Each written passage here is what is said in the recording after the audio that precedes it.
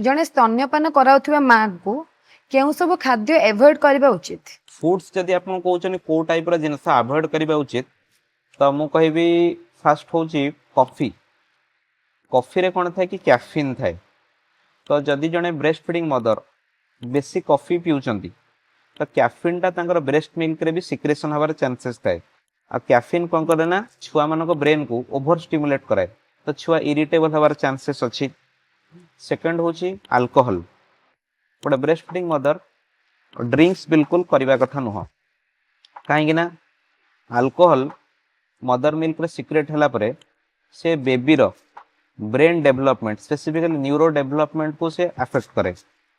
Third मु कहबी specifically किसी प्रकार साइट्रस फ्रूट्स जेमती कमला हला लेंबू हला दर देन साइट्रस फ्रूट्स लाइक पणस और जैक फ्रूट सेगुरा भी किसी किसी साइड इफेक्ट्स देखाए। जमती कौन साइट्रस फ्रूट्स रे आपनकर एसिडिक कंटेंट अधिक अछि।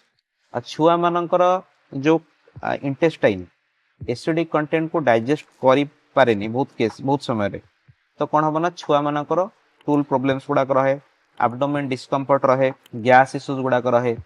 फोर्थ जिन हूँ आपणकर फुलकोबी ब्रोकोली जोटा हम कहूँ जो मदर माने ब्रोकोली कंजप्शन करती कि फुलकोबी कंजप्शन करती से छुआ मानकर बेले बेले एब्डोमेन डिस्कम्फर्ट इश्यूज गुड़ाक देखा मु लास्ट को एति कहबी आम जोटा आम डिस्कस कलु एबे को फूड आम अवॉइड करबा कथा माने नहीं जे सबु प्रकार फूड समस्त मदर कंज्यूम कला परे तांको छुआ मानक देहरे भी किछि रिएक्शन सेटा शो करिवो कारण एवरी चाइल्ड इज डिफरेंट।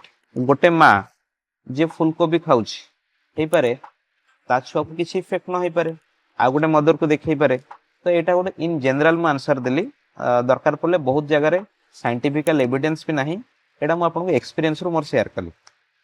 किंतु जो प्रथम दीटा आपन कहली कॉफी आ अल्कोहल एटार एस्टाब्लिश्ड एविडेंस अच्छी।